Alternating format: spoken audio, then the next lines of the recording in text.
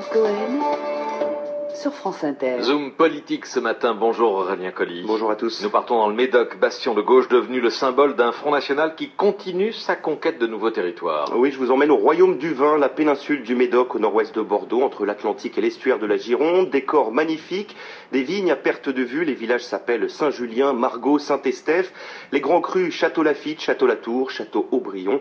Un océan de richesse, mais aussi d'inégalité, plus de 10% de chômage, 2/3 de la population trop précaire pour être imposée.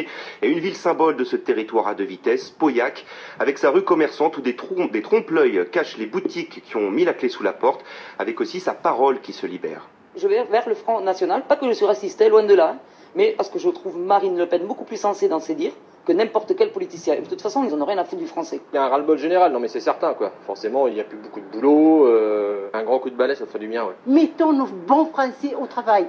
Comme vous voyez tous ces immigrés, là, vous croyez que c'est normal ça? Il y a trop de social. Moi, comme j'ai toujours dit, le social tue le social. Désabusés, ces Français, le FN, lui, perce plus de 50% dans certaines communes au régional. Et les deux premiers conseillers départementaux d'Aquitaine, dont Grégoire Defournas, 31 ans, viticulteur dans l'exploitation familiale. Je pense que le premier argument qui leur fait sauter le pas, c'est la question de l'immigration, sur laquelle on était totalement clivant par rapport au Parti Socialiste et aussi à la droite. Alors peut-être qu'il y a une droite un peu plus proche de nous en PACA ou dans d'autres régions, mais il se trouve qu'ici, la droite, elle est jupéiste, donc elle assume complètement la même position que le Parti Socialiste sur l'immigration, et c'est ce qui fait décrocher vers nous. Aurélien, c'est l'immigration le problème du Médoc? Alors il y a toujours eu des immigrés dans le Médoc justement pour la vigne, ils se sont toujours intégrés, mais le Médoc n'a pas échappé à la mondialisation.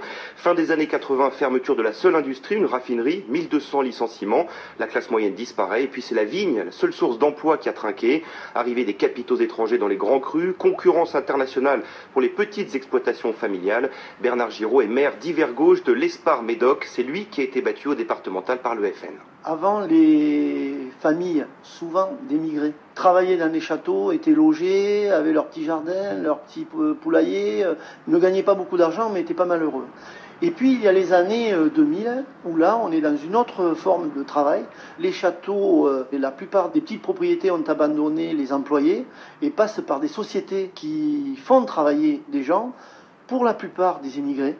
Et donc, ça crée un mauvais climat entre châteaux, collectivités et population. Illustration à Pôle emploi avec Nicolas Hervé qui a dirigé l'antenne de Pauillac et qui a vu l'arrivée des travailleurs détachés d'Europe de l'Est ou des Sahraouis remontés d'Espagne après la crise de 2008.